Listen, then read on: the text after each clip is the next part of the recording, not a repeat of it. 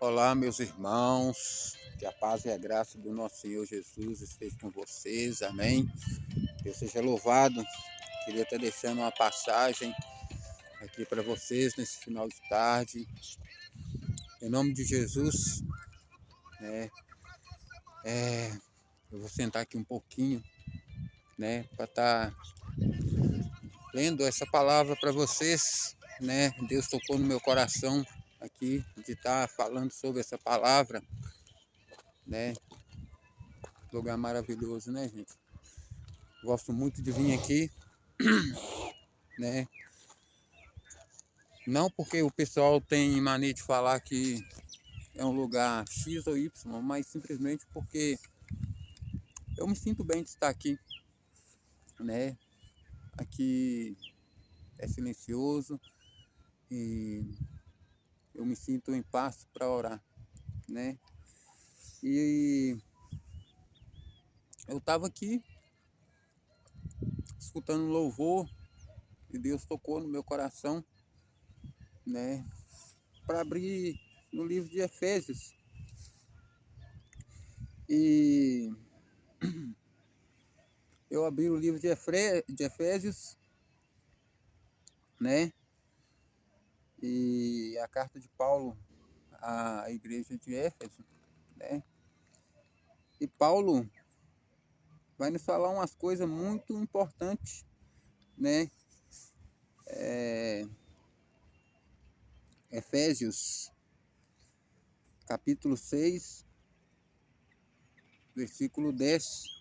Finalmente, lancem-se no Senhor e no seu forte poder. Finalmente, fortaleçam-se no Senhor e no seu forte poder. Que passagem maravilhosa, né? Fortaleçam-se no Senhor. Nós devemos fortalecer no Senhor, né? Vistam toda a armadura de Deus para poderem ficar firmes contra as ciladas do diabo, pois a nossa luta não é contra a carne e nem é contra os seres humanos, mas contra os poderes e autoridades, contra os dominadores deste mundo de trevas, contra as forças espirituais do mal nas regiões celestiais. Meus irmãos, Deus seja louvado por esta palavra, né? Aqui Paulo vai estar dando um alerta da verdadeira batalha espiritual, que a nossa batalha espiritual não é contra a nossa verdadeira batalha não é contra a carne, não é contra as pessoas, né? Isso me trouxe uma reflexão muito grande. Quanto nós temos, às vezes, troquei de mão aqui, gente. Quantas vezes nós temos lutado contra pessoas, né? Nós temos tomado ódio de pessoas, nós temos lutado contra pessoas, nós temos lutado contra a carne, né? E Paulo dá esse alerta para nós, né? Dá esse alerta para a igreja de Éfeso, e esse alerta vale para nós no dia de hoje. Ele fala para a gente fortalecer no Senhor, né? Para que nós possamos resistir, né? A força do mal, né? Porque ele sabe que o mal vai tentar fazer de tudo contra a nossa vida. Mas como que o mal age na nossa vida? Através de pessoas. Satanás é estrategista, Satanás ele usa pessoas que dão brechas a ele para fazer mal na nossa vida. E a gente acaba levando isso para o lado pessoal e a gente acaba lutando contra a pessoa e não contra o que está nela, né? Às vezes nós até jogamos praga nas pessoas, né? Você vai acertar as contas com Deus, você vai acertar. Isso nós estamos falando para as pessoas. E por isso que muitas vezes não acontece nada na vida das pessoas, porque muitas vezes a pessoa está sendo usada pelo inimigo para trazer discórdia na nossa vida, para trazer problemas, né? E Paulo mais adiante vai falar como que nós devemos, né, vencer a batalha espiritual, né? Portanto, revistam de toda, né, toda a armadura, né? Quando Paulo fala da armadura aqui, ele estava referindo-se aos centuriões da época, que era um grupo de 100 soldados e que tinham armaduras fortes, né? Eles tinham, né, um bom escudo, ele tinha uma espada muito afiada, ele tinha um capacete que protegia muito, né? Ele tinha uma couraça que protegia sua cintura, protegia seu peitoral por causa de flecha, né? Ele tinha uns sapatos onde eles podiam andar em meio a vidro, a espinhos, essas coisas, né? Então Paulo pega os soldados daquela época como exemplo para falar para nós, né? Então nós devemos vestir sim de todos os atributos de Deus, de todas as coisas que Paulo falou, né? Que é a couraça da justiça, né? Para que a gente possa resistir. Mas a minha pregação está mais em que nós não devemos lutar contra a carne, contra as pessoas, né? Afinal de contas, como que nós podemos lutar contra pessoas, né? Se nós fizermos isso, nós estamos sendo egoístas. Nós recebemos a salvação, nós devemos pregar salvação às pessoas. Nós não devemos culpar pessoas. Nós devemos sim orar pela vida das pessoas, pela vida daquelas pessoas que nos maltratam, que nos ferem, né? Porque o segundo mandamento é amar. E Jesus fala para a gente amar e orar pelos nossos inimigos, por aqueles que nos perseguem, que nos caluniam, né?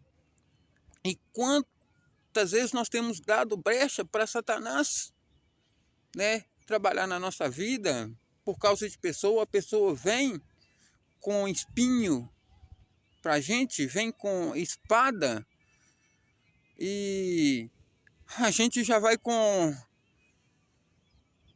foice, facão pro lado da pessoa. Não, ela veio com espada, entendeu? Vá com flores, né? Afinal de contas, nós só vamos vencer o mal desse jeito.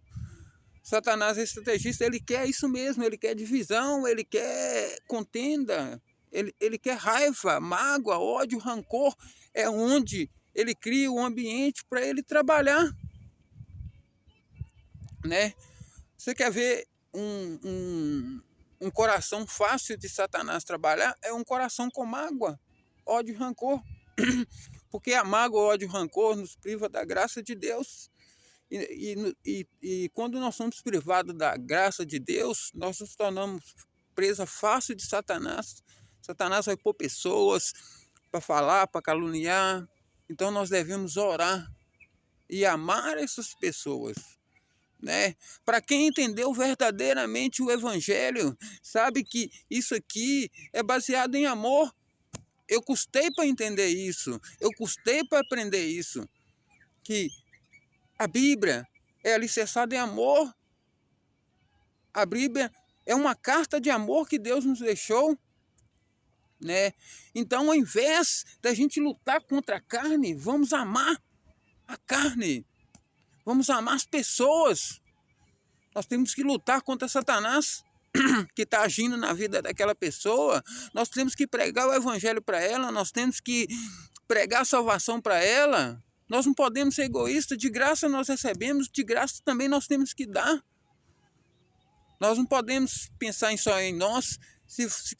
Se a gente pensa que a salvação tem que ser só para nós, é porque nós não aprendemos o Evangelho. Você não entendeu o significado de Jesus na cruz, né? Então, se Jesus perdoou, se Jesus morreu na cruz, fez tudo aquilo por nós, sem a gente merecer, nós éramos pecadores, né?